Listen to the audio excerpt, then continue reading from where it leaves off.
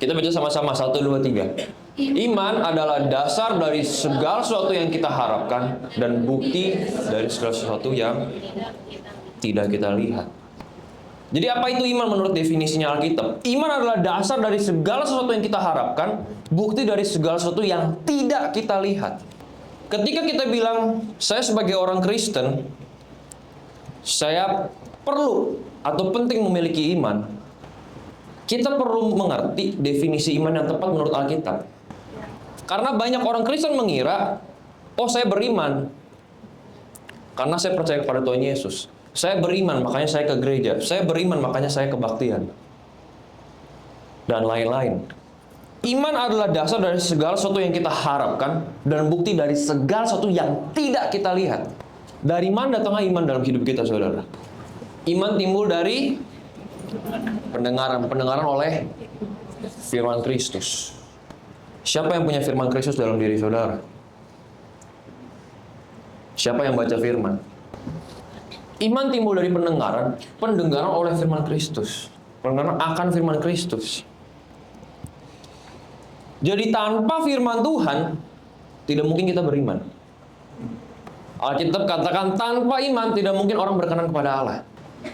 So, setiap saudara dan saya, ketika kita mau berbalik kepada Tuhan, setiap kita perlu iman. Setiap saudara dan saya, ketika kita mau berjalan dengan Tuhan, kita perlu yang namanya iman. Karena iman adalah dasar dari segala sesuatu yang kita harapkan, bukti dari segala sesuatu yang tidak kita lihat. Now there is a difference, and a big difference, antara saya beriman dan saya berharap. 1 Korintus 13 ayat 13. Demikianlah tinggal ketiga hal ini, yaitu iman, pengharapan, dan kasih. Dan yang paling besar diantaranya ialah kasih. Jadi saya beriman sama saya berharap beda nggak? Alkitab jelas catat ya. Iman dan pengharapan itu beda. Jadi saya sebagai orang Kristen, saya bisa berharap kepada Tuhan, tapi saya nggak beriman.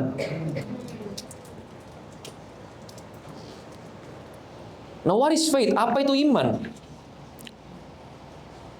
Banyak sekali di Alkitab, saudara, cerita-cerita tentang orang-orang yang memiliki iman. Mari kita lihat. Matius 8 ayat 1-3. Setelah Yesus turun dari bukit, orang banyak berbondong-bondong mengikuti dia. Maka datanglah seorang yang sakit kusta kepadanya, lalu sujud menyembah dia dan berkata, Tuhan, jika Tuhan mau, Tuhan dapat mentahirkan aku. Lalu Yesus mengulurkan tangannya, menjamah orang itu dan berkata, aku mau, jadilah engkau tahir. Seketika itu juga, tahirlah orang itu daripada kustanya. Jadi apa itu iman, saudara? Apa bedanya saya beriman sama saya berharap sama Tuhan? Berharap sama Tuhan itu berarti, oh, saya maunya begini. Kerinduan saya, keinginan saya begini. Itu saya berharap. Tapi ketika kita ngomong saya beriman sama Tuhan, berarti saya tahu Tuhan maunya begini. Now there is a very big difference antara saya maunya begini sama saya tahu Tuhan maunya begini. Makanya iman timbul dari pendengaran oleh firman Kristus. Saudara dan saya perlu tahu, perlu mengenal Allah kita dan perlu tahu Dia maunya apa. Baru kita bisa beriman. Ketika kita bicara tentang iman itu bukan bicara tentang oh, Allah Maha tahu, Allah Maha mengerti. Allah peduli, Allah mengerti. Allah peduli, Allah mengerti. Kamu tahu nggak Tuhan maunya apa? Dia Maha tahu, Dia Maha mengerti. Kita kan enggak. So, apakah dengan Dia Maha tahu dan Maha mengerti saya jadi beriman? Enggak. Orang ini sakit kusta. Saudara tahu sakit kusta? Nggak bisa disembuhin. Orang kusta bilang, Tuhan, jika Tuhan mau, Tuhan dapat mentahirkan aku. Tuhan mau menyembuhkan. Saudara tahu nggak Tuhan mau menyembuhkan? Tuhan menyembuhkan nggak? Iya. Saudara tahu nggak Tuhan mau menyembuhkan? Yes. Orang kosan ini tahu nggak Tuhan mau menyembuhkan? Jadi yang bikin dia sembuh kenapa? Karena imannya. Karena dia tahu, dia mengerti Tuhan tuh mau menyembuhkan saya. Maka dia datang sama Tuhan, dia bilang, Tuhan kalau engkau mau sembuhkan saya, tahirkan saya. Yesus ngomong ayat 3-nya, aku mau, jadilah engkau tahir. Seketika itu juga, tahirlah orang itu dari kustanya. Ini yang namanya iman. Iman itu bukan berbicara tentang kita berharap. Iman itu bukan bicara tentang ketika kita dalam kapal, mau Yesus dalam kapal, badai datang dan kita lewatin aja. Allah mengerti, Allah peduli. Ya badainya lewat ya, kita berlayar bersama badainya lah. Kita bertahan. Saudara perlu tahu, itu bukan iman. Iman itu terjadi ketika Yesus menghardik badai itu. Oh, that is faith. Karena saudara dan saya tahu, badai datang, pasti badai berlalu. Nggak perlu iman untuk menunggu badainya berlalu. Tunggu waktunya dia berlalu. Roma 10:17. Iman timbul dari pendengaran, pendengaran oleh firman Kristus. Artinya, orang yang di luar Kristus tidak memiliki iman.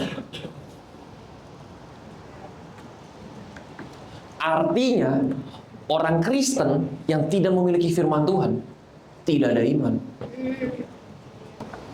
Bagaimana saudara dan saya memiliki yang namanya iman dalam Tuhan?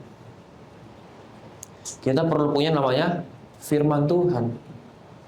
Saudara dan saya, ketika kita bilang, oh saya mau bertumbuh dalam imannya saya,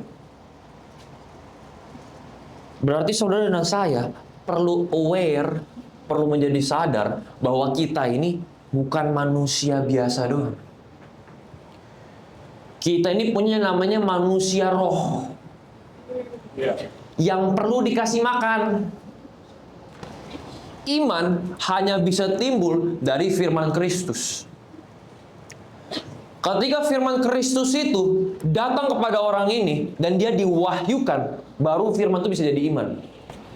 Iman timbul dari pendengaran, pendengaran oleh firman Kristus. Maka firman Kristus itu harus datang pada saya dan Roh Kudus harus wahyukan kepada saya, baru saya bisa beriman. Kalau nggak bisa. Nah sering sekali, here's the problem. Banyak orang Kristen tahu Tuhan mengerti, tahu Tuhan peduli, tahu Tuhan baik dan lain-lain. Tahu kita hidup dalam anugerahnya dan lain-lain.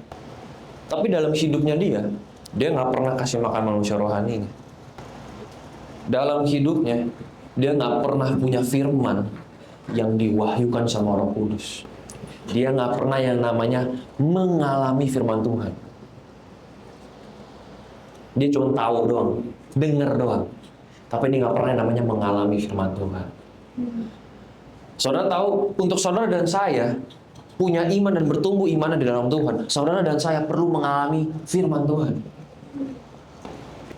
Karena Yesus bilang, manusia tidak hidup dari roti saja, tapi dari setiap firman yang keluar dari mulut Allah. So, saudara dan saya, untuk hidup di dalam iman, saudara dan saya perlu apa? Perlu setiap hari mendapatkan firman yang keluar dari mulut Allah. Jadi orang Kristen yang nggak baca firman Tuhan, yang nggak pernah mengalami firman Tuhan, hidup jasmaninya doang. Rohaninya sakit.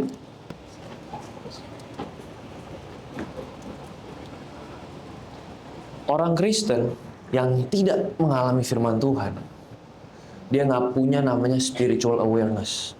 Kepekaan rohani itu nggak ada sama sekali. Karena dia hidup sebagai orang Kristen, sebagai jasmaninya doang. Casingnya doang orang Kristen. Dalamnya nggak pernah ngalamin Tuhan. Dalamnya nggak pernah ngalamin realita firman Tuhan. Dalam hidupnya, dia sebenarnya nggak punya iman. Dia kira dia beriman. Iman timbul dari pendengaran, pendengaran oleh firman Kristus. Nggak pernah kan dicatat iman timbul dari kedatangan ke dalam gereja, absensi dalam gereja, seberapa rajin kamu hari Minggu datang gereja. Tapi banyak orang Kristen mengira, oh dengan saya datang ke gereja, dengan saya komsel, cukup. Saya udah beriman sama Tuhan, kan saya percaya. Orang luar sana juga percaya ada Tuhan. Nah, what's the difference antara saya percaya sama Tuhan sama saya beriman sama Tuhan? Iman adalah ketika saya mengerti Tuhan maunya begini. Dan saya lakukan itu. Itu iman. Nah, kenapa iman jadi begitu penting dalam hidup saudara dan saya sebagai orang Kristen? Karena dalam kehidupan kita banyak sekali ilusi, banyak sekali kebohongan. Tahukah saudara dan saya, hari ini saudara rasakan gak rasakan, Tuhan hadir di tengah-tengah kita. Hari ini saudara tahu gak tahu, Tuhan hadir di tengah-tengah kita. Tidak semua yang kelihatan itu real. Dan tidak semua yang tidak kelihatan itu tidak real. Jadi Allah, itu saudara dan saya bisa buktikan dengan logika. Tapi untuk saudara punya iman, nggak cukup cuma pakai logika saudara. Saudara perlu ngalamin firman Tuhan. Emosi kita itu real. Dia di dalam setiap kita. Perasaan kita itu real. Dia ada di dalam. Ada. Kalau saudara nggak bawa perasaan, saudara robot berarti bukan manusia. Dia real. Dia ada, dia nyata. Ada dalam, nggak kelihatan. Kamu kenapa? Nggak apa-apa. Tapi kenapa? Itu ada di dalam. Emosi itu ada, kesel, marah, dan lain-lain. Tapi saudara dan saya perlu tahu, dalam kehidupan kita, walaupun emosi kita ini ada dan nyata, dia bukanlah kebenaran. Emosi kita ada dan nyata, tapi dia bukanlah kebenaran. Maka saudara dan saya, kalau kita bilang saya mau jadi orang Kristen yang terus bertumbuh dan mengalami kasih karunia Tuhan, kebaikan Tuhan, saudara dan saya nggak bisa jalan sama Tuhan pakai perasaan terus. Saudara dan saya perlu mulai berjalan dalam iman. Saudara dan saya perlu belajar mengenal dan mengerti Tuhan tuh maunya apa. Tuhan tuh mau saya ngapain. Karena hanya firman Tuhan yang adalah kebenaran dalam hidup saudara dan saya. Nggak ada yang lain. Makanya paling bahaya saudara. Saudara datang gereja, saudara dengerin khotbah, cari di YouTube khotbah sana sini, cari ChatGPT sana sini, tapi saudara sendiri nggak pernah baca Alkitab. Karena apa kata pastor, itu belum tentu kebenaran. Kalau buat saya makan kodok itu haram, buat saudara mungkin kodok enak, itu bukan suatu kebenaran. Kebenaran dalam hidup kita hanya didasari sama firman Tuhan. Gak ada yang lain. Maka saudara dan saya, ketika kita bilang saya mau hidup dalam kebenaran, perlu firman Tuhan. Karena untuk menghidupi firman Tuhan, saudara dan saya nggak bisa lakukan kalau nggak pakai iman. Karena mustahil. Kalau ada orang tampar pipi kirimu, berikan pipi kanan. Saudara kita itu mungkin. Halo. Saudara pernah ditampar? Saudara pernah ditampar orang? Setelah kita bilang kalau ada yang orang tampar pipi kanan kamu, kasih pipi kiri. Saudara bisa hidupin? Saya sih enggak. Sebelum ditampar pipi kanan, saya tangkis, saya pukul dulu dia. Enak aja tampar-tampar. Alkitab bilang, kalau ada orang yang buat jahat sama kamu, ada musuhnya kamu, berdoa untuk mereka. Saudara bisa lakukan? Saya sih enggak. Saudara tahu nggak sih? Untuk hidupin firman Tuhan, saudara yang saya itu perlu iman. Perlu kebenaran firman Tuhan. Makanya firman Tuhan itu perlu kita alamin supaya dia menjadi iman. Karena harusnya ketika firman itu menjadi iman dalam hidup kita berubah. Pilihan yang kita lakukan berubah. Cara kita berpikir berubah. Itu baru namanya iman. Markus 5 ayat 25. Adalah di situ seorang perempuan yang sudah 12 tahun lamanya menderita pendarahan. Ia telah berulang-ulang diobati oleh berbagai tabib sehingga telah dihabiskannya semua yang ada padanya. Namun sama sekali tidak ada faedahnya, malah sebaliknya keadaannya makin memburuk. Dia sudah mendengar berita-berita tentang Yesus. Maka di tengah-tengah orang banyak itu, ia mendekati Yesus dari belakang dan menjamah jubahnya. Sebab katanya, asal ku jamah saya jubahnya, aku akan sembuh. Seketika itu juga berhentilah pendarahannya dan ia merasa bahwa badannya sudah sembuh dari penyakitnya. Pada waktu itu juga Yesus mengetahui ada tenaga yang keluar dari dirinya, lalu ia berpaling di tengah orang banyak dan bertanya, siapa yang menjamah jubahku? Murid-muridnya jawab, engkau melihat bagaimana orang-orang ini berdesak-desak dengan dekatmu dan engkau bertanya siapa yang menjamah aku? Lalu ia memandang sekelilingnya untuk melihat siapa yang telah melakukan hal itu. Perempuan itu yang menjadi takut dan gemetar ketika mengetahui apa yang telah terjadi atas dirinya, tampil dan tersungkur di depan Yesus dan dengan tulus memberitahukan segala sesuatu kepadanya. Maka katanya kepada perempuan itu, hai anakku, imanmu telah menyelamatkan engkau. Pergilah dengan selamat dan sembuhlah dari penyakitmu. Jadi ini cerita di mana ada perempuan yang sudah berapa belas tahun? 12 tahun menderita pendarahan, nggak sembuh-sembuh. Dia sudah habiskan hartanya. Saudara bayangin berobat 12 tahun, capeknya kayak apa saudara? 12 tahun. Dia habiskan semua harta miliknya untuk dia berobat. Nggak sembuh-sembuh. Saudara belum mengerti, di zaman itu, kalau ada wanita sakit pendarahan nggak sembuh-sembuh, dia itu dicap sebagai orang najis. Orang najis tidak boleh bersentuhan dengan orang lain. Kalau saya orang najis, saya pegang meja ini jadi najis. Saya najis, ini orang benar, saya pegang, dia ikutan jadi orang najis. Itu hukumnya. Maka kalau saya sebagai orang najis, saya sentuh orang, ketahuan, secara hukumnya sah untuk dilemparin pakai batu sampai mati. Jadi ini konteksnya. Nah perempuan ini, ayat 27, dia sudah mendengar berita-berita tentang Yesus. Tahukah saudara dan saya, kesaksian yang saudara punya dalam hidup saudara, itu ada kuasanya. Karena kesaksian saudara dan saya adalah firman Tuhan yang menjadi realita dalam hidup saudara. Itu adalah imannya saudara sama Tuhan. Karena akhirnya firman itu menjadi hidup dalam hidupnya saya. Saya ngalamin sendiri. Bukan kata pendeta A, pendeta B, pendeta C, Tuhan itu begini. Tapi saya ngalamin itu sendiri. Maka sekarang saya punya iman.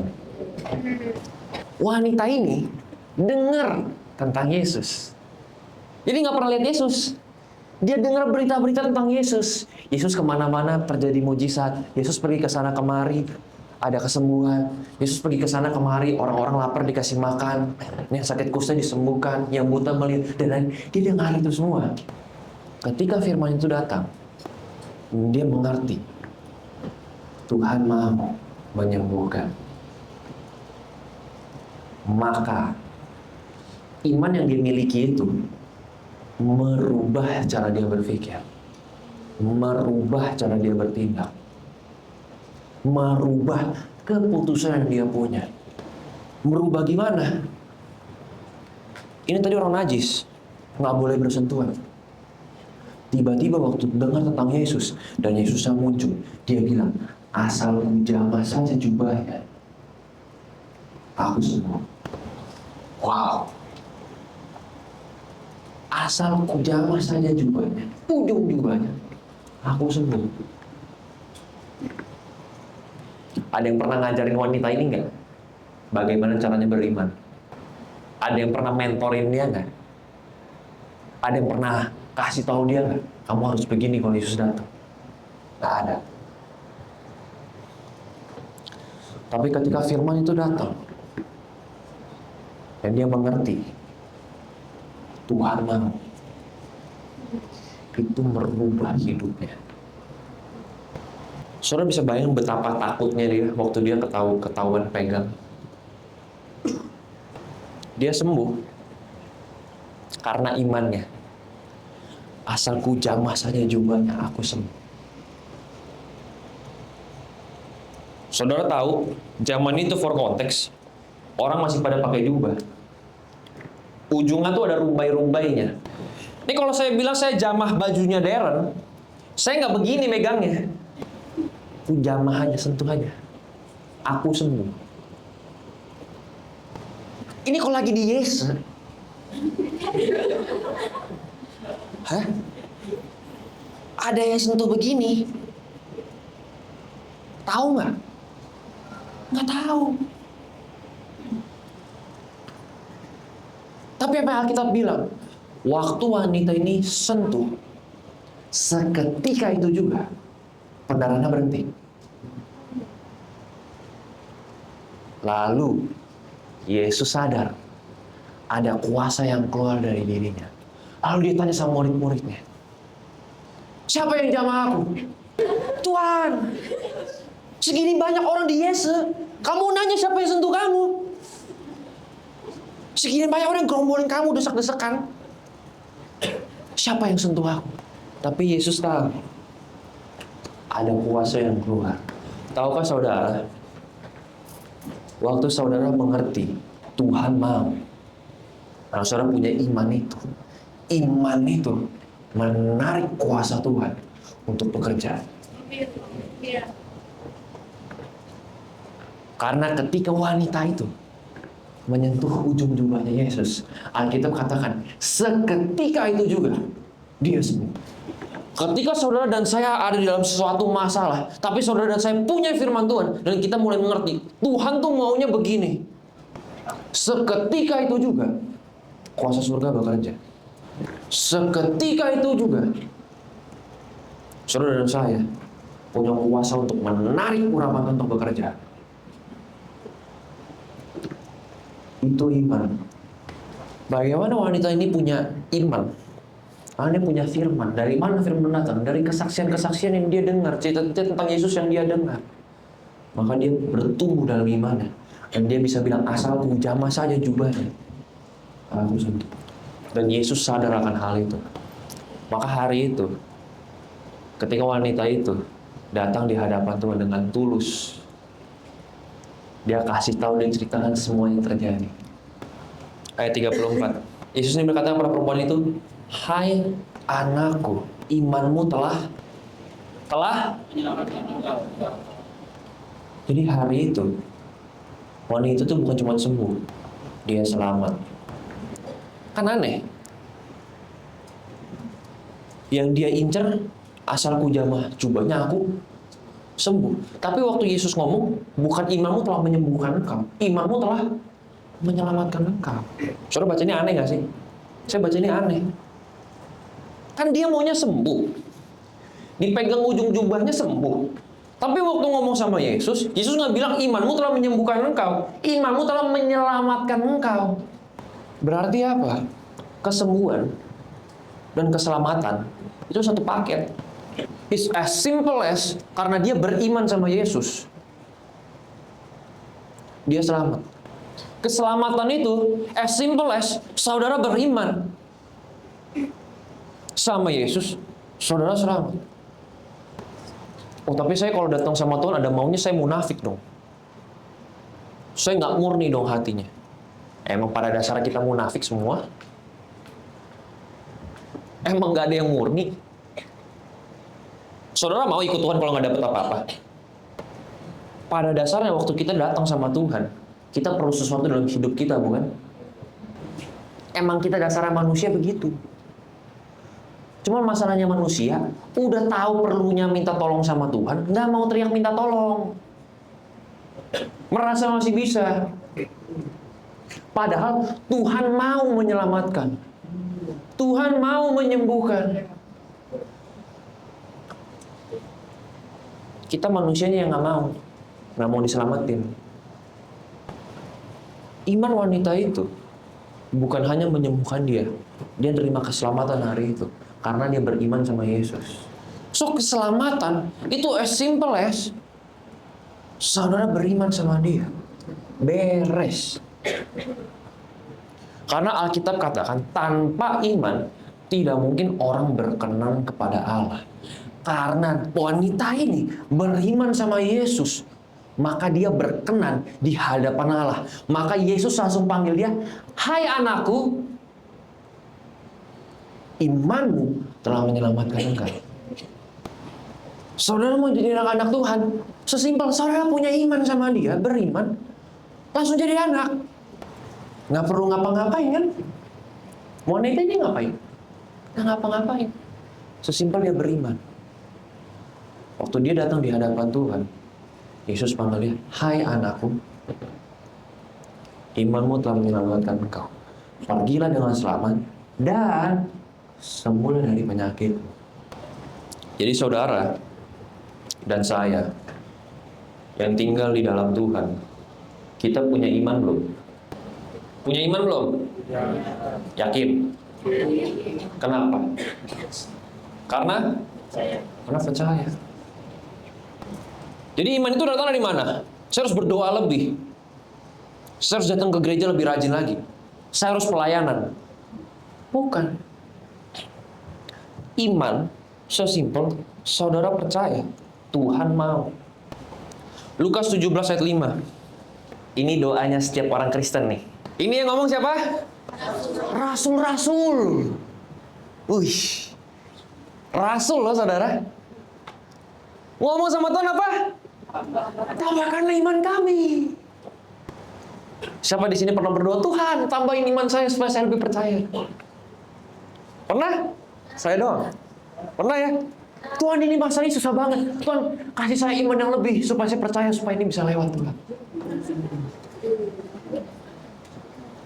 Pernah? Atau sedang terjadi? "Tuhan, tambahkan iman saya supaya cicong saya lewat Tuhan." Apa kata Yesus?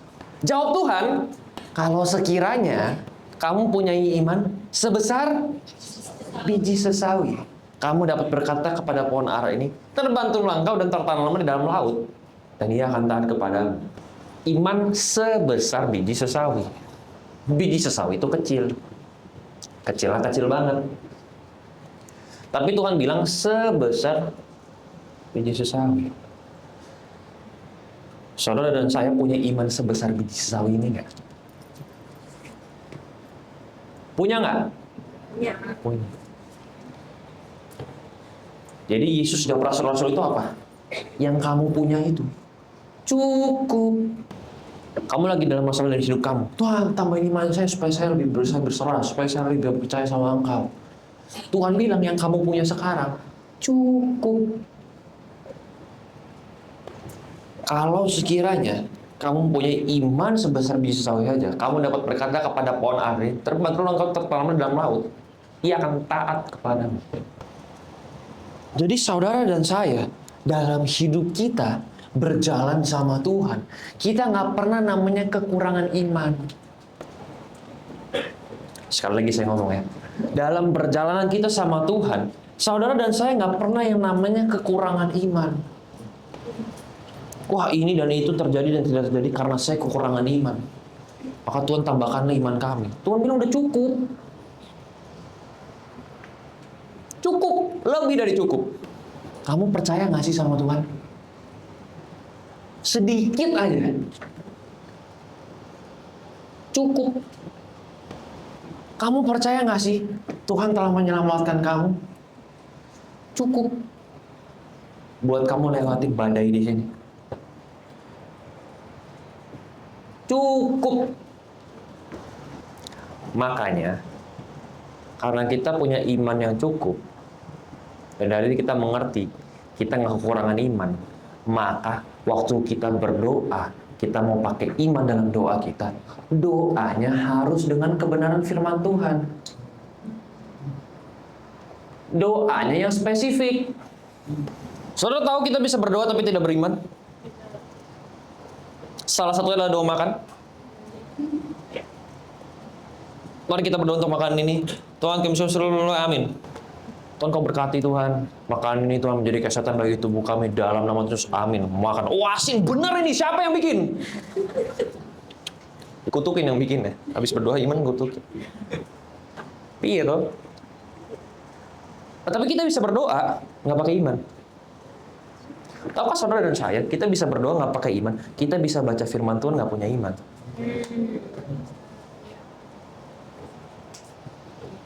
Iman timbul dari pendengaran, pendengaran oleh firman Kristus. Saudara perlu punya firman Tuhan, dan firman itu perlu diwahyukan sama saudara, baru saudara dan saya punya iman.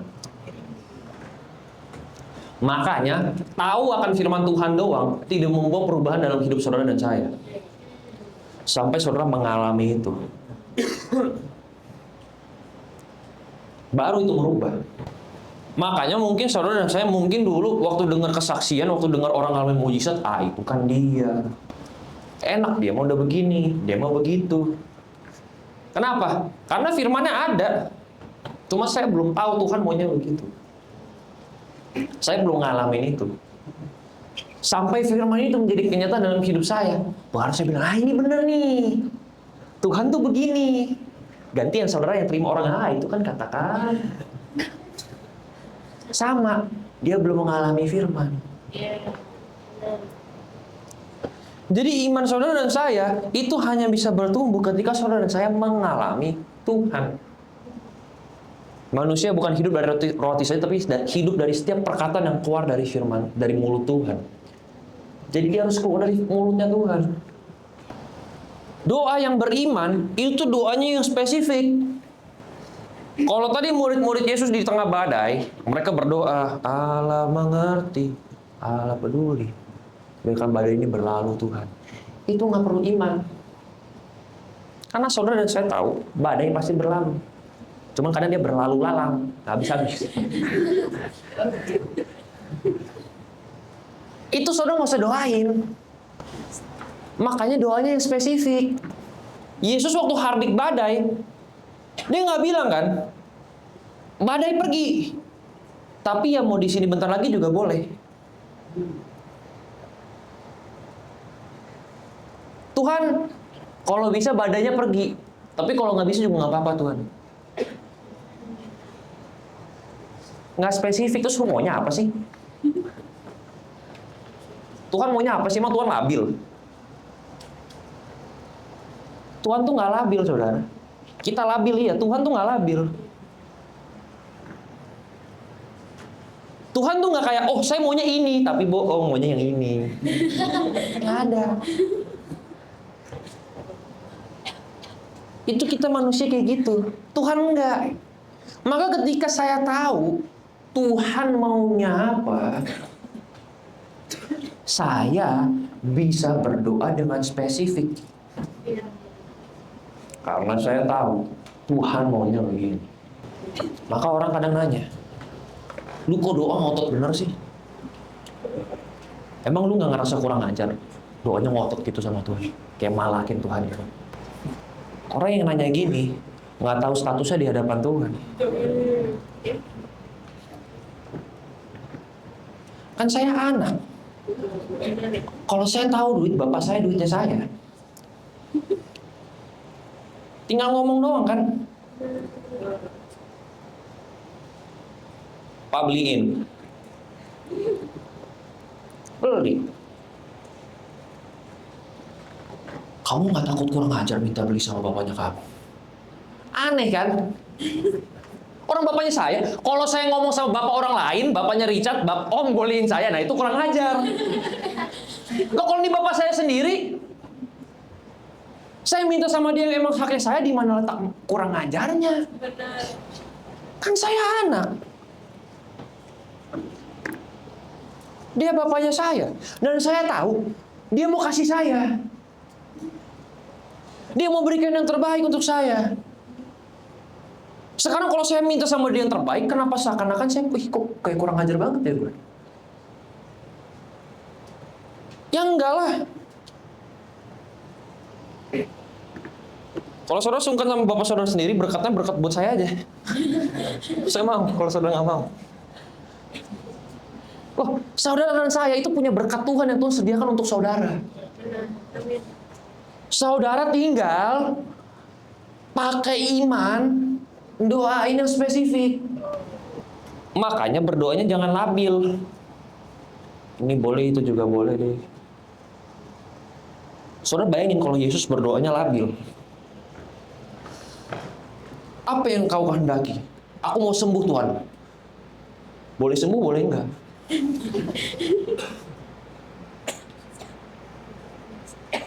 Enggak ngerubah apa-apa. Bingung mah iya, ini Tuhan apa bukan? Tapi kita sama Tuhan datang karena dalam doa kita penuh dengan kebingungan dan kelabilan itu. Tuhan kalau mau sembuhin aku. Kalau nggak mau nggak apa-apa.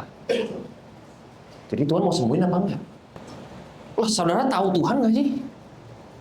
Kan ini yang konyolnya. Kamu sakit kenapa nggak sembuh-sembuh? Udah berdoa belum? Aku udah doa sih, cuma nggak sembuh-sembuh. Kayaknya Tuhan lagi pakai penyakit ini untuk uji imannya aku. Wih, ujianmu real banget sampai sakit penyakit begitu. Oke. My next question, terus kalau kamu sakit mati? Dari Tuhan. Ujiannya nggak lulus terus mati gitu. Kalau gitu buat apa Yesus mati di atas kayu salib? Buat apa Tuhan menyembuhkan? Nggak masuk logika. Iya. Tuhan tuh nggak labil. Tuhan tuh nggak membingungkan. Saudara dan saya itu membingungkan di hadapan Tuhan kadang. Hatinya maunya apa, ngomongnya apa, lakuin apa lagi, nggak ada yang nyambung. Tapi Tuhan setia kan? Dia ngerti isi hatimu kan? Nah kitanya perlu belajar. Kalau doa yang spesifik, maunya itu, ngomongnya itu. Especially yang wanita. Tuhan terserah maunya apa. Wah repot saudara dikasih terserah nanti. Terserah. Ini bukan menyerah saudara. Ini bukan berserah, ini menyerah. Nanti kalau kejadian saudara nggak ngerti itu Tuhan apa bukan. Saudara kalau mau imannya bertumbuh, saudara harus ngerti tadi satu Tuhan maunya. Kedua saudara harus doanya spesifik. Iya. Tuhan saya tahu ini pelajaran susah banget saudara. Tuhan saya tahu ini pelajaran susah banget. Gurunya nyebelin banget. Diajarinnya apa? Pertanyaannya apa? Tuhan saya berdoa, saya dapat 80. Tapi kalau 60 juga nggak apa-apa nih Tuhan, yang penting lulus. Maunya apa? Yang spesifik. Besok kalau kejadian beneran dapat 80, saudara tahu itu Tuhan. Iya. Iya. Amin. Kenapa orang nggak berani minta doa spesifik? Karena nggak berani kasih kemuliaan buat Tuhan. Besok kalau kejadian, kebetulan aja ini mah. Emang tiba-tiba dosennya berubah, kan dia emang aneh. Soalnya kemarin gampang banget. Ya kalau saudara tahu kemarin nggak bisa, habis saudara berdoa dan tahu Tuhan maunya begitu, jadi bisa, ya itu Tuhan. Amin. Iya. Maka dari dia kepada dia, untuk dia, muliakanlah Tuhan. Jangan bilang kebetulan. Iya. Untuk saya bukan Tuhan. Saya yang kerja yang dibilangin bukan saya. Besok nggak bisa kerjain lagi, baru tahu kamu.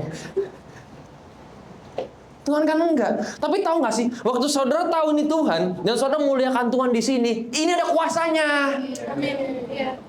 Dari mana wanita itu bisa punya iman untuk dia jadi sembuh? Ketika orang-orang bersaksi, ini Tuhan. Saya ngalamin ini karena Tuhan. Hidup saya berubah karena Tuhan. Itu ada kuasanya saudara.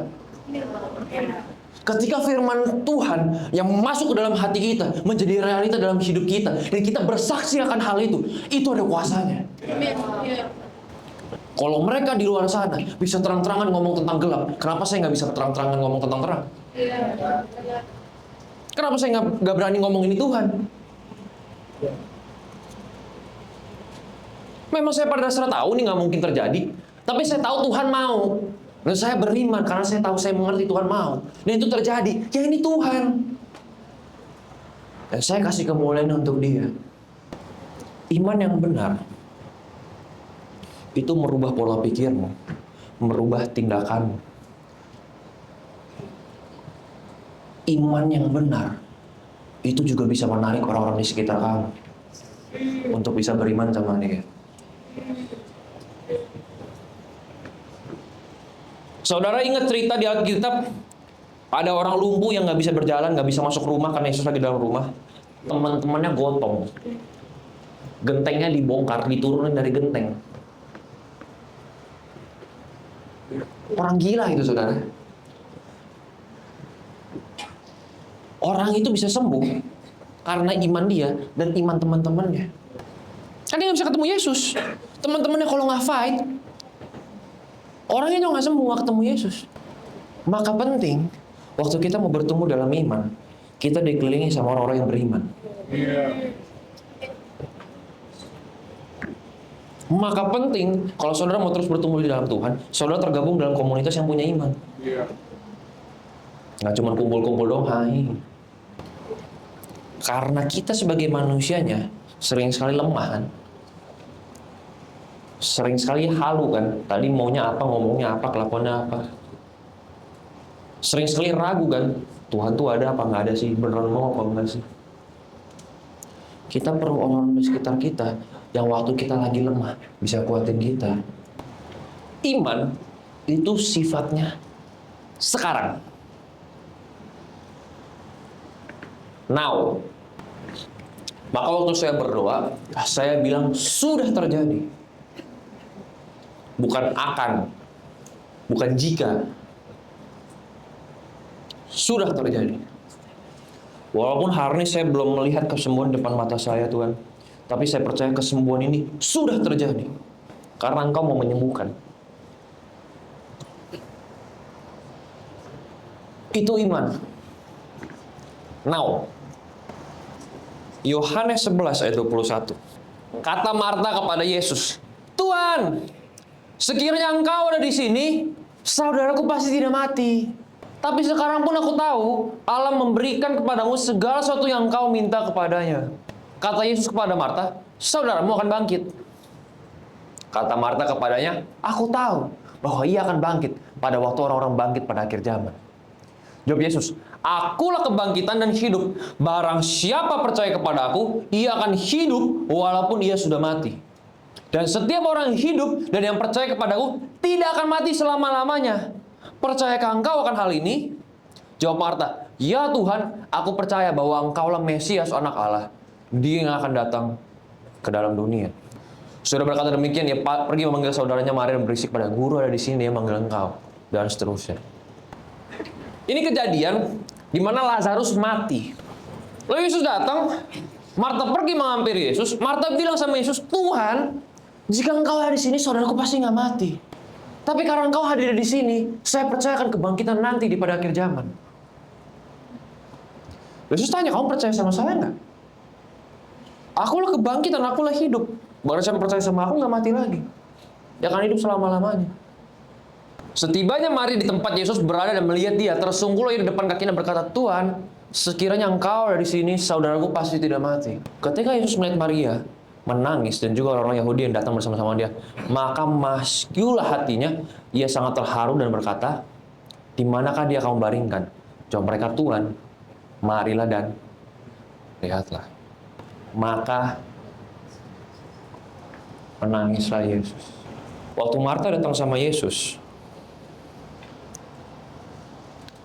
kenapa Yesus biasa-biasa aja?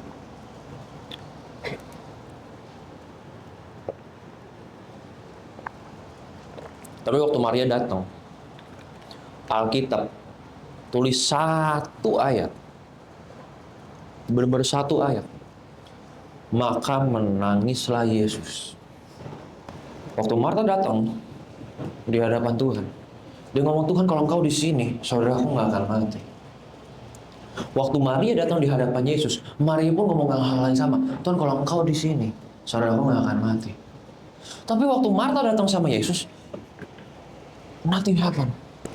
Waktu Maria datang di hadapan Yesus, menangislah Yesus. Mereka ngomong hal yang sama, datang di hadapan Yesus, mempertanyakan hal yang sama. Tapi yang satu datang, dan Yesus nggak kenapa-kenapa. Yang satu datang, dan Yesus tergerak hatinya. Marta adalah seseorang yang menggambarkan orang yang mau beriman, tapi nggak bisa move on dari kejadian yang kemarin. Kan kemarin saudaranya udah mati.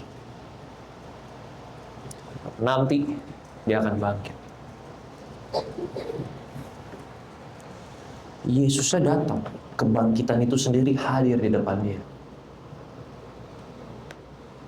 Kehidupan itu sendiri hadir di hadapan dia. Tapi dia nggak bisa sadarkan hal itu. Dia bilang, nanti pasti bangkit, nanti begini. Nothing happen. Dia sampai harus tanya, kamu percaya nggak saya ini kebangkitan? Dalam saya ini ada hidup. Tapi ketika Maria datang di hadapan Yesus, Maria tahu Yesus bisa membangkitkan dan mau membangkitkan. Maria tahu apa yang Yesus bisa perbuat dan mau perbuat. Maka waktu Maria datang di hadapan Yesus dengan hatinya yang hancur, Yesus menangis.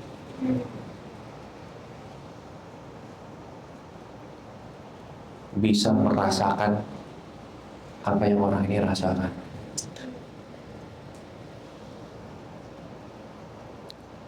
Sesimpel karena orang ini punya iman. Tahukah saudara, ketika saudara dan saya punya iman yang tepat, saudara dan saya bisa menggerakkan hatinya Tuhan. Dan saudara baca cerita selanjutnya, saudara tahu hari itu Lazarus bangkit. Marta, kalau saudara baca dari kisah sebelumnya, ini seseorang yang begitu sibuk sana sini, layanin Tuhan sana sini, tapi nggak pernah mengerti isi hatinya Tuhan apa. Maria ini someone yang ketika Yesus hadir, dia nggak peduli saya layanin dan segala macam. Dia duduk di kakinya Yesus.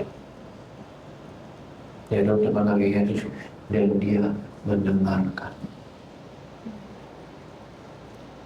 Dia mengerti isi hati Tuhan. Dia mengerti kerinduannya Tuhan. Dia mengerti keinginannya Tuhan. Maka ketika saya datang di hadapan dia dengan pengertian yang benar, bahwa saya mengerti dia mau ngapain, saya mengerti dia inginnya apa, maka saya punya akses untuk menggerakkan hati Tuhan. Kalau kita sebagai orang Kristen, kita mau bertumbuh dalam imannya kita harus let go of the old things. Udah mati Tuhan, udah begini, tapi kemarin begini, kemarin begitu, bla bla bla bla. Kalau saudara mau bertumbuh dalam iman, tapi saudara terus pegang ini semua yang lama, Yesus pun hadir di hadapan kamu. Kamu nggak tahu. Marta mempertanyakan terus, kenapa Tuhan nggak di sini? Kalau Tuhan di sini, pasti saudara saya nggak mati.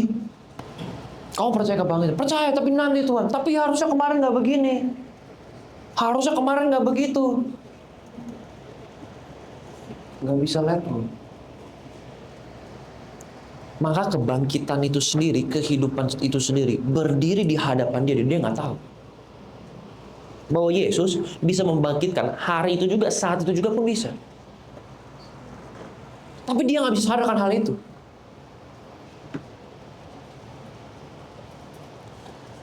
Tapi Maria on the other hand, karena dia tahu isi hatinya Tuhan, dia tahu keinginan Tuhan, kerinduan hati Tuhan. Maka waktu dia datang sama Tuhan, dia nggak nuntut. Tuhan, kalau engkau di sini kemarin, saudaraku nggak akan mati. Tapi karena engkau di sini, saudaraku di situ, Tuhan.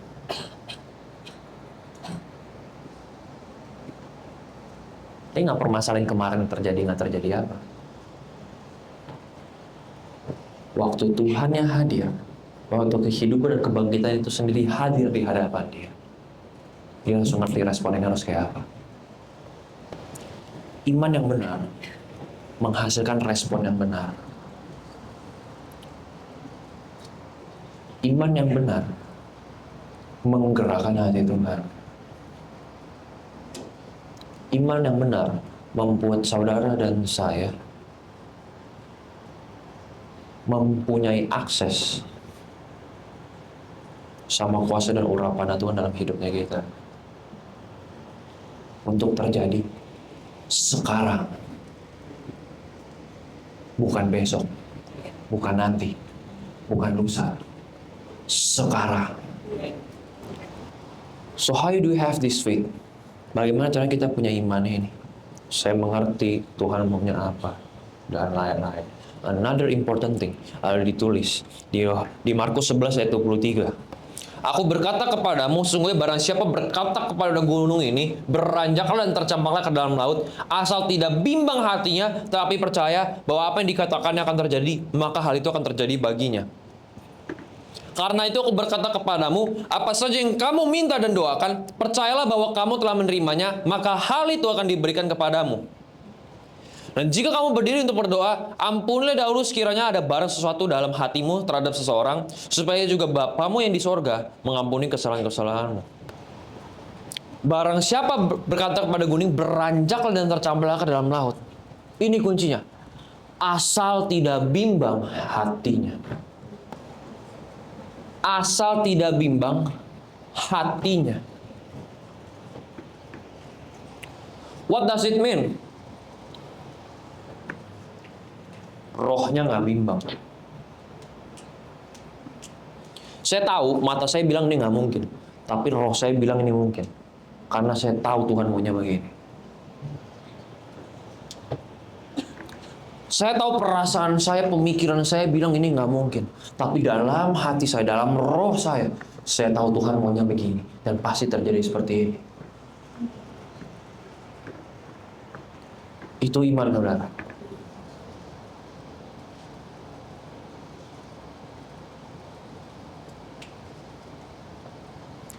Apa itu iman? Percaya dalam hati. Roma mengatakan, bersiapa percaya dalam hati mengaku dengan mulut dia akan selamat. So iman itu dimulai dari dalam hati saudara dan saya. Iman itu kebenaran firman Tuhan. Bukan perasaan saya. Bukan pemikiran saya. Bukan apa yang di depan mata saya. Karena apa yang di depan mata saya itu belum tentu realitanya. Dalam dunia ini, saudara, tempat saudara dan saya sekarang tinggal, banyak sekali yang namanya ilusi. Banyak sekali yang namanya kebohongan. Bahkan sering sekali perasaan saudara, pemikiran saudara itu menipu saudara sendiri. Makanya kita perlu firman. Makanya jalan sama Tuhan kita perlu iman. Maka saya mood nggak mood, saya feel it, I don't feel it, I like it, I don't like it. Firman Tuhan itu nggak boleh lepas dari hidupnya saya. Maka saya sehari-hari berjalan sama Tuhan, saya nggak boleh berhenti mengalami dia. Apapun yang terjadi, bagaimana besar pun badainya yang datang, saya nggak boleh berhenti mengalami dalam hidupnya saya. Yohanes 4:24 tulis, Allah itu roh. Barang siapa menyembah dia harus menyembahnya dalam roh dan kebenaran. Orang yang nggak percaya sama Tuhan, mereka juga tahu dan percaya ada Tuhan. Tapi orang-orang yang tidak sadar bahwa Allah itu roh, bahwa saudara dan saya ini makhluk roh, mereka nggak aware akan hal itu. Mereka bisa percaya akan Tuhan, mereka bisa tahu akan eksistensinya Tuhan, tapi mereka nggak bisa menyembah Tuhan dalam roh dan kebenaran. Karena tidak ada kebenaran dalam hidupnya mereka. Tapi saudara dan saya, setiap kita punya yang namanya kebenaran Tuhan dalam hidup kita. Punya yang namanya kebenaran dan firman Tuhan dalam hatinya kita. Sehingga saudara dan saya bisa menyembah Dia dalam roh dan kebenaran.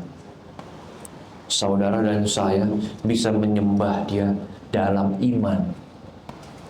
Walaupun saya rasanya nggak pengen nyembah. Walaupun saya rasanya nggak pengen berdoa.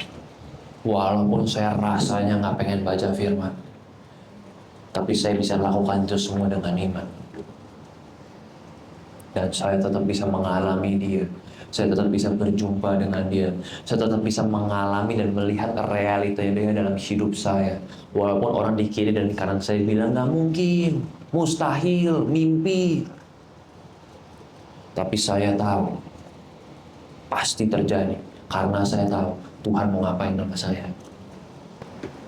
Kalau saudara dalam hidup saudara mau terus mengalami kemenangan demi kemenangan dari area satu kepada area yang lain dalam kehidupan saudara, saudara perlu namanya hidup dan berjalan dengan iman. Kalau saudara mengerti kebenaran firman Tuhan dan saudara berjalan dengan iman, peduli amat kiri kanan nggak lakuin. Lakuin apa nggak lakuin apa, peduli amat. Peduli amat orang kiri kanan saya mau bilang kamu harusnya begini, harusnya begitu. Ikut Tuhan jangan radikal-radikal amat lah. Biasa-biasa aja lah. Tiap hari Minggu kamu ke gereja mulu, mainlah sekali-sekali lah. Pergi ke mall lah, karaoke lah. Lu gak mau rokok, lu gak mau judi. Lu gak mau have free sex. Peduli amat dunia ngomong apa. Saya tahu kebenaran firman Tuhan dan saya hidupin itu. Karena saya tahu Tuhan maunya apa. Gak peduli orang lain mau ngomongin saya apa. Cupu lu, gak asik lu. So suci lu dan lain-lain. Peduli amat. Karena saya ngerti kebenaran firman Tuhan yang tinggal dalam hidupnya saya. Saya mengerti iman yang saya punya dalam hidupan saya. Orang itu gak mengerti. Dia bisa percayakan Tuhan, tapi dia gak punya iman itu. Maka dia gak ngerti dia ngapain. Maka waktu kebenaran itu yang saya punya tinggal di dalam saya dan saya ngalamin itu, saya hidupin itu, akan gampang sekali saya memaafkan dan berdoa untuk musuh-musuhnya saya. Akan mudah sekali untuk kasih pipi ke yang lain waktu saya ditampar. Karena sekarang saya sadar, saya mengerti ini, saya mengalami ini, mereka belum. 1 Yohanes 5 ayat 4. Sebab semua yang lahir dari Allah mengalahkan dunia. Dan inilah kemenangan yang mengalahkan dunia. Iman kita. Saudara mau bisa kalahkan dunia? Saudara mau bisa berkemenangan dalam hidup saudara? Saudara perlu iman. Saudara nggak perlu orang lain. Saudara nggak perlu gembala saudara, pemimpin saudara untuk menang di situ. Saudara cukup punya iman.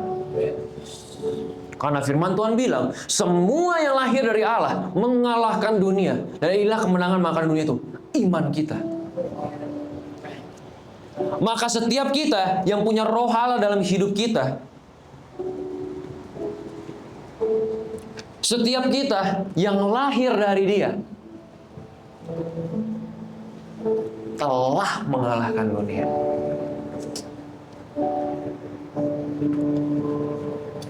Dan modal kita untuk menang melawan dunia itu iman kita. So pada dasarnya, saudara dan saya, untuk terus mengalami kemenangan demi kemenangan dalam hidupnya kita bukan perlu iman yang lebih. Udah cukup.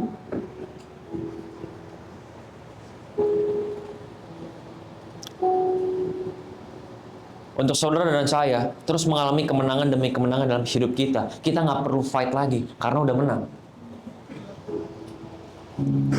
Yang saudara dan saya perlu itu cuman iman. Saya mengerti dan saya tahu bahwa Tuhan sudah menang bersama saya di sini. Saya nggak perlu fight lagi, saya nggak perlu berjuang lagi. Allah itu cuma bisa meresponi kita ketika kita punya yang namanya iman. Semakin kita sadar Allah itu roh, dan barang siapa menyembah Dia harus menyembah dalam roh dan kebenaran, semakin gampang kita mengalami Dia. Karena Dia cuma perlu hatinya kita. Dia cuma perlu imannya kita. Dia nggak perlu kepintarannya kita. Dia nggak perlu kehebatan kita dalam berbicara, dalam melakukan hal, dalam menyelesaikan masalah, dan lain-lain. Dia nggak perlu itu semua. Dia cuma perlu hati kita. Iman kita. Iman itu bahasanya Tuhan. Iman itu realitanya Tuhan. So, saudara mau terus mengalami realita dalam hidup saudara, saudara perlu punya yang namanya iman. Roma 12 ayat 1 nulis. Ditulis, karena itu saudara-saudara, demi kemurahan Allah aku meneksirkan kamu, supaya kamu mempersembahkan tubuhmu sebagai persembahan yang hidup, yang kudus, yang berkenan kepada Allah. Itu adalah ibadahmu yang sejati.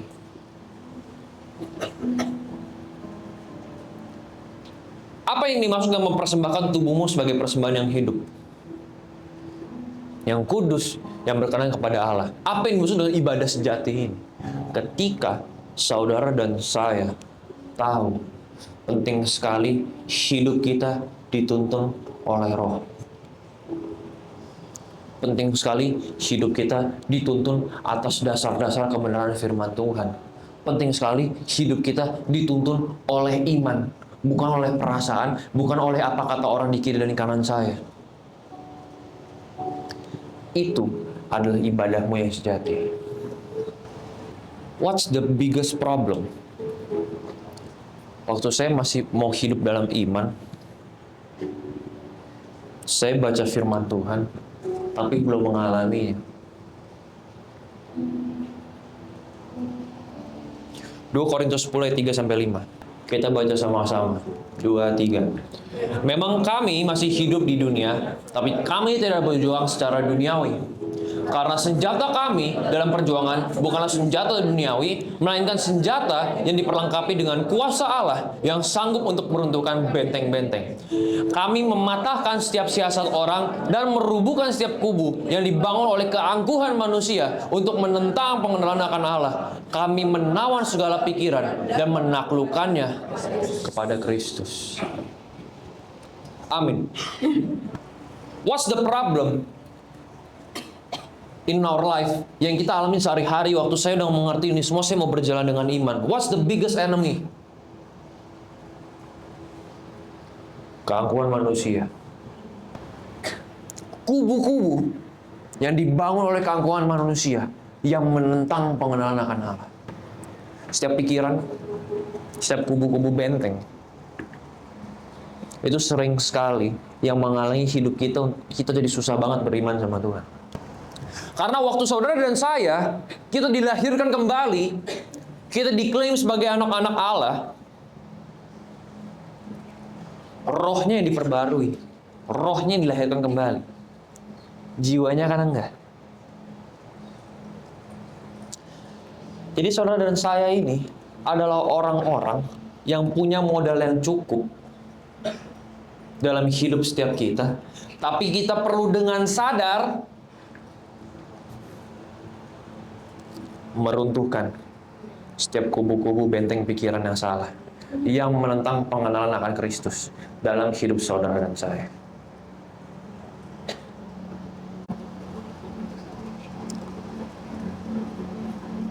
The problem is, banyak orang Kristen tidak bisa hidup berkemenangan, tidak hidup dan tidak bisa hidup dalam rencana dan berkatnya Tuhan, bukan karena kurang iman, tapi karena pola pikir yang salah.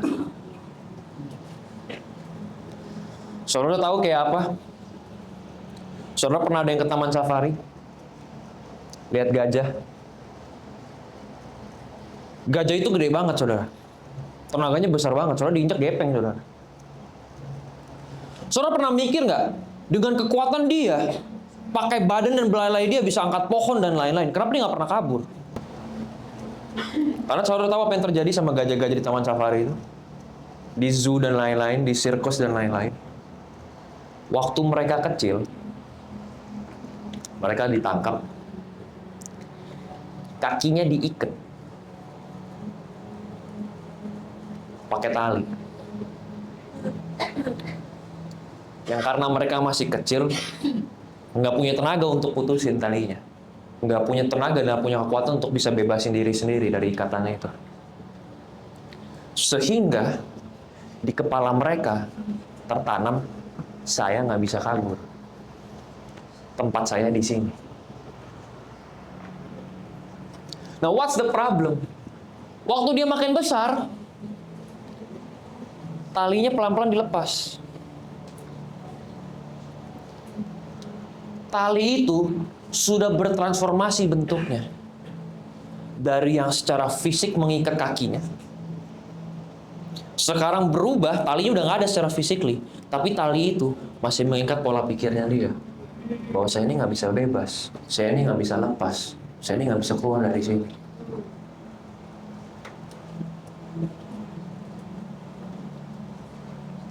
That's our problem with God. Itu masalah setiap kita yang jalan sama kehendak. Rohnya udah dibebasin, identitasnya sudah diubahkan, tapi pola pikir kita yang masih bilang saya nggak layak, saya nggak mampu, saya nggak bisa. Susah banget menang di sini dan di situ. Susah banget serahkan ini dan itu. Gak bisa maafin si ini dan si itu. Terlalu berat Tuhan. Apa itu semua? Keangkuhan manusia yang menolak pengenalan akan Allah. Maka untuk saudara mengalami realita Tuhan, untuk saudara dibebaskan dan dimenangkan, mengalami kemenangan demi kemenangan itu adalah ketika saudara punya iman dan mau merubah pola pikir saudara. Karena harusnya iman yang benar itu merubah tingkah laku kita, merubah sifat kita, merubah cara kita berpikir, merubah cara kita bertindak akan hal-hal yang terjadi dalam sekitar hidup kita.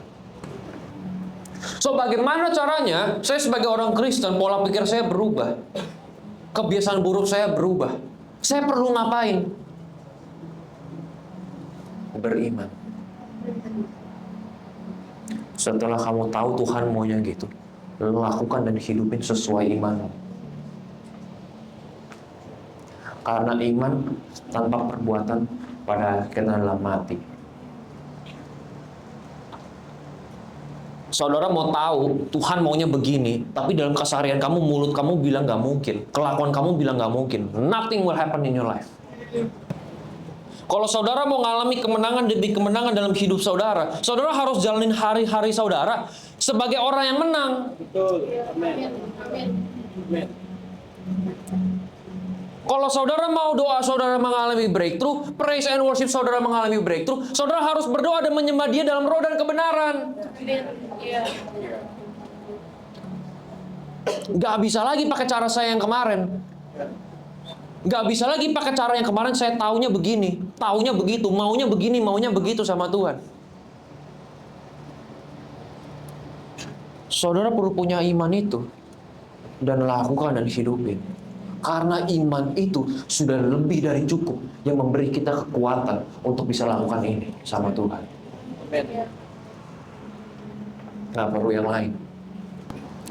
Makanya penting sekali untuk setiap kita, anak-anak Tuhan, itu baca firman. Saya baca firman bukan karena saya orang Kristen. Saya baca firman bukan supaya saya bertumbuh. Bukan saya supaya ngalamin mujizatnya Tuhan. Saya baca firman Tuhan supaya saya setiap hari mengalami Dia. Mengalami realitanya. Supaya setiap hari saya punya iman sama Dia. Dan iman saya ini yang membawa perubahan dalam hidup saya dari dalam keluar. Iman ini yang memberi saya kekuatan, yang memberi saya keberanian untuk melakukan hal-hal dengan cara yang berbeda, yang saya nggak pernah tahu harusnya begini. Tapi karena firman Tuhan bilang saya harus lakukan gini, saya hidupin itu. Itu iman. And that's how we live, and we should live as a Christian. Kita hidup, we walk by faith, not by sight. Amin. Kita berjalan dengan apa yang Tuhan katakan tentang saya. Bukan apa kata dunia, bukan apa kata orang lain. Baru kita bisa menjadi orang Kristen yang berkuasa.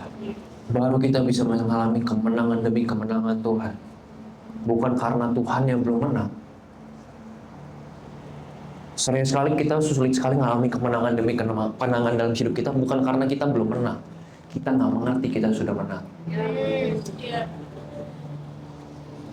Sering sekali pelayanan kita rasanya tumpul, bukan karena kita nggak dikasih kuasa. Kita nggak mengerti kita dikasih kuasa.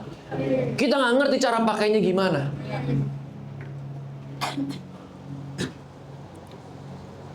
So apa yang merubah hidupmu? Imanmu sama Dia. Cukup. Nggak perlu yang lain. Saudara mau hidupmu berubah, saudara mau hidupmu dipakai Tuhan luar biasa. Yang kamu perlu modalnya cuma satu, iman. Nggak ada yang lain. Yesaya 32:17 ditulis, di mana ada kebenaran, di situ akan tumbuh damai sejahtera, dan akibat kebenaran ialah ketenangan dan ketentraman untuk selama-lamanya. So, saudara tahu, damai sejahtera, ketentraman dalam hidup kita, itu berkat yang Tuhan kasih dalam hidup kita yang saudara dan saya nggak bisa beli pakai uang. Iya, benar. Tapi saudara dan saya cuma bisa punya damai sejahtera itu, cuma bisa punya ketentraman itu, ketika apa? Ketika ada kebenaran dalam hidup kita. Makanya, waktu saudara dan saya ditembus sama Dia 2000 tahun yang lalu, dosa kita diampuni satu kali untuk selama-lamanya. Saudara dipindahkan dari kerajaan gelap kepada kerajaan terang. Waktu saudara besok mau lakuin dosa lagi, udah gak tenang. Saudara mau hidup pakai cara yang lama lagi, hatimu gak tenang. Karena kamu tahu, kamu dan saya tahu, detik kita bertobat, setiap kita ini manusia roh. Allah itu roh. Barang siapa menyembah Dia, harus menyembahnya dalam roh dan kebenaran. Saya ngerti, hidup saya nggak bisa kayak orang dunia lagi. Karena sekarang saya jadi aware akan yang namanya dunia rohani. Saya jadi aware, hidup saya bukan milik saya lagi. Saya jadi sadar, orang-orang di luar sana yang terhilang, yang perlu Tuhan. Karena saya menjadi sadar, ada dunia lain yang selama ini saya nggak pernah tahu, yaitu dunia rohani, dunia kekekalan, yang tidak ada orang di muka bumi ini yang pernah kasih tahu sama saya. Saudara mau tahu betapa hidup saudara dan saya itu sudah direncanakan Tuhan dan begitu berdampak dan luar biasanya. Saya akan tutup dengan satu ayat ini. Kita baca sama-sama. Ibrani 11. Iman adalah dasar dari segala sesuatu yang kita harapkan, bukti dari segala sesuatu yang tidak kita lihat. Sebab oleh imanlah telah diberikan kesaksian kepada nenek moyang kita. Karena iman kita mengerti bahwa alam semesta telah dijadikan oleh firman Allah, sehingga apa yang kita lihat telah terjadi dari apa yang tidak dapat kita lihat. Karena iman, Habel telah mempersembahkan kepada Allah korban yang lebih baik daripada korban Kain. Dengan jalan itu, ia memperoleh kesaksian kepadanya bahwa ia benar, karena Allah berkenan akan persembahannya itu, dan karena iman, ia masih berbicara sesudah ia mati. Karena iman, Henok terangkat supaya ia tidak mengalami kematian, dan ia tidak ditemukan karena Allah telah mengangkatnya. Sebab sebelum ia terangkat, ia memperoleh kesaksian bahwa ia berkenan kepada Allah. Tapi tanpa iman, tidak mungkin orang berkenan kepada Allah. Sebab barang siapa berpaling kepada Allah, ia harus percaya bahwa Allah ada dan Allah memberi upah kepada orang yang sungguh-sungguh mencari Dia. Karena iman, maka Nuh dengan petunjuk Allah tentang sesuatu yang belum kelihatan dengan taat mempersiapkan bahtera untuk menyelamatkan keluarganya. Dan karena iman itu, ia menghukum dunia dan ia ditentukan untuk menerima kebenaran sesuai dengan imannya. Karena iman, Abraham taat ketika ia dipanggil untuk berangkat ke negeri yang akan diterimanya menjadi milik pusakanya. Lalu ia berangkat dengan tidak mengetahui tempat yang ia tujui. Karena iman, ia diam di tanah yang dijanjikan itu, seolah-olah di suatu tanah asing, dan dia di situ, ia tinggal di kemah dengan Ishak dan Yakub, yang turut menjadi ahli waris janji yang satu itu. Sebab ia menanti-nantikan kota yang mempunyai dasar yang direncanakan dan dibangun oleh Allah. Karena iman, ia juga untuk Sarah beroleh kekuatan untuk menurunkan anak cucu walaupun usia sudah lewat, karena ia menganggap Dia yang memberikan janji itu setia.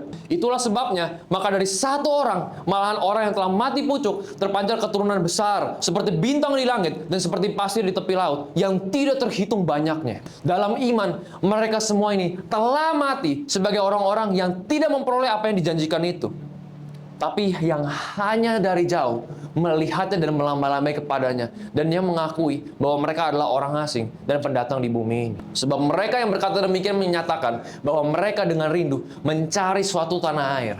Dan kalau sekiranya dalam hal itu mereka ingat akan tanah asal yang telah mereka tinggalkan, maka mereka cukup mempunyai kesempatan untuk pulang ke situ. Tapi sekarang mereka merindukan tanah air yang lebih baik, yaitu satu tanah air surgawi. Sebab itu Allah tidak malu disebut Allah mereka, karena Ia telah mempersiapkan sebuah kota bagi mereka. Karena iman, maka Abraham, tatkala ia dicobai mempersembahkan Ishak, ia telah menerima janji itu, rela mempersembahkan anaknya yang tunggal. Walaupun kepadanya telah dikatakan, keturunan yang berasal dari Ishaklah yang akan disebut keturunanmu.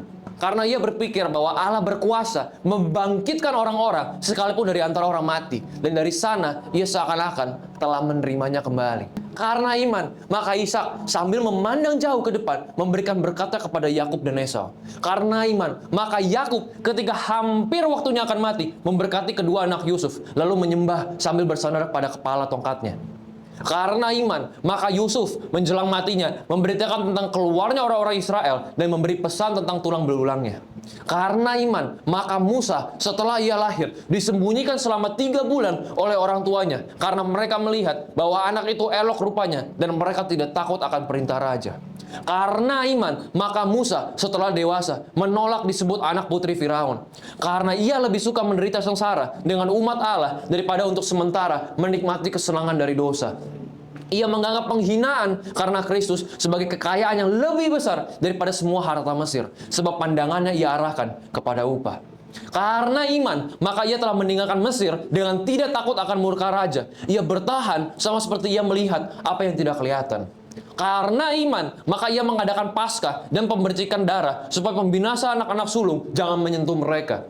Karena iman, maka mereka telah melintasi Laut Merah sama seperti melintasi tanah kering, sedangkan orang-orang Mesir tenggelam ketika mereka mencobanya juga. Karena iman, maka runtuhlah tembok-tembok Yeriko setelah kota itu dikelilingi 7 hari lamanya. Karena iman, maka Rahab, perempuan sundal itu, tidak turut binasa bersama-sama dengan orang-orang durhaka, karena ia telah menyambut pengintai-pengintai itu dengan baik. Dan apakah lagi yang harus aku sebut? Sebab aku akan kurangan waktu apabila aku hendak menceritakan tentang Gideon, Barak, Simson, Yeftah, Daud, dan Samuel, dan para nabi yang karena iman telah menaklukkan kerajaan-kerajaan, mengamalkan kebenaran, memperoleh apa yang dijanjikan, menutup mulut singa-singa, memadamkan api yang dahsyat. Mereka telah luput dari mata pedang, telah beroleh kekuatan dalam kelemahan, telah menjadi kuat dalam peperangan, dan telah memukul mundur pasukan-pasukan tentara asing. Ibu-ibu telah menerima kembali orang-orangnya yang telah mati, sebab dibangkitkan. Tapi orang-orang lain membiarkan dirinya disiksa dan tidak mau menerima pembebasan, supaya mereka beroleh kebangkitan yang lebih baik. Ada pula yang diejek dan didera, bahkan yang dibelenggu dan dipenjarakan. Mereka dilempari, digergaji, dibunuh dengan pedang. Mereka mengembara dengan berpakaian kulit domba dan kulit kambing, sambil menderita kekurangan, kesesakan, dan siksaan. Dunia ini tidak layak bagi mereka. Mereka mengembara di padang gurun dan di pegunungan, dalam goa-goa dan celah-celah gunung. Dan mereka semua tidak memperoleh apa yang dijanjikan itu, sekalipun iman mereka telah memberikan kepada mereka suatu kesaksian yang baik. Sebab Allah telah menyediakan sesuatu yang lebih baik bagi kita. Tanpa kita, mereka tidak dapat sampai kepada kesempurnaan. Saudara tahu nggak sih? Saudara dan saya, kita ini adalah hasil-hasil dari janji-janji yang Tuhan berikan sama orang-orang di dekat. Tanpa kita, mereka tidak dapat sampai kepada kesempurnaan. Saudara tahu nggak sih, berapa banyak orang yang menerima janji dari Tuhan dalam hidupnya, tapi mereka mati dan nggak ngeliat janji itu.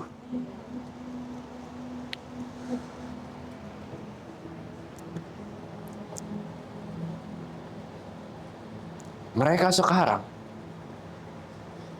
berada di atas, melihat kita, dan melambai-lambaikan. Sebab Alkitab katakan, tanpa kita, mereka tidak sampai kepada kesempurnaan. Tahukah saudara, hidupmu dan hidupku adalah janji Allah.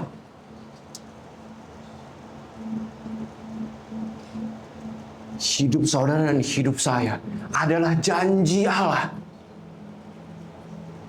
Bukti kegenapan dari janji Dia terhadap iman-iman orang-orang tersebut. Yang tanpa kita, janji Tuhan gak jadi sempurna. Tahukah saudara, hidupmu bukan punyamu lagi. Tahukah saudara, hidupmu ketika engkau mengenal Tuhan, engkau adalah ahli-ahli waris Dia. Engkau adalah orang-orang yang dipilih untuk menyempurnakan janjinya.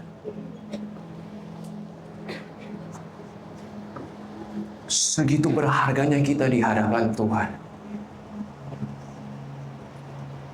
Wow.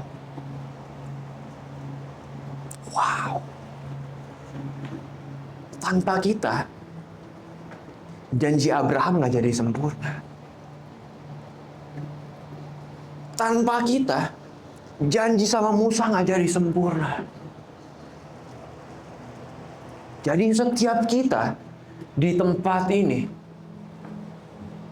yang oleh karena nama Yesus Kristus dapat dipanggil sebagai anak-anaknya, kita ini mengambil bagian dalam kesempurnaan rencananya,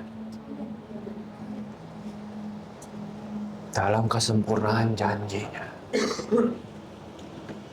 Maka ketika saya mengerti ini,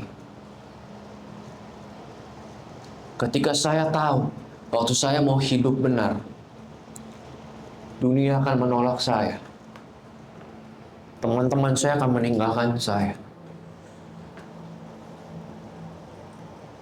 Itu nggak jadi sebuah kesengsaraan dalam hidup saya.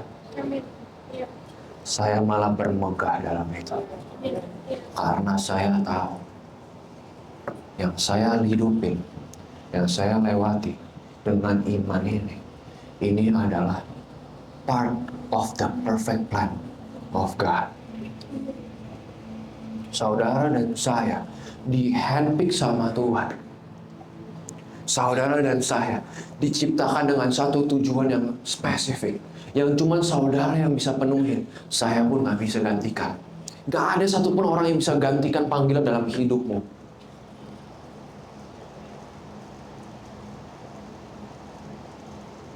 Sebelum kau ada dalam rahim ibumu, Aku telah memanggil engkau.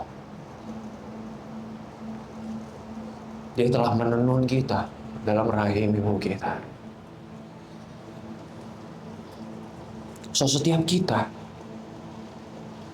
itu punya berkat yang cukup, punya panggilan yang cukup, punya urapan yang cukup untuk terus berjalan bersama dengan Dia. Setiap kita itu didesain main, take part, take a role inside His perfect plan. Betapa berharganya saudara di hadapan Tuhan. Nah, semua ini kita terima cuman karena iman. Semua orang-orang yang tadi disebutin dan bahkan belum disebutin, semua mereka bisa berkenan di hadapan Tuhan. Sesimpel apa? Karena iman. Saudara mau hidupmu masuk dalam panggilan Tuhan? Saudara mau hidupmu terus mengalami realita Dia? Saudara mau hidupmu berubah? Hidup orang-orang di sekitarmu berubah? Orang tuamu berubah? Saudara-saudarimu berubah? Semua cuma bisa terjadi karena iman. Tak ada yang lain.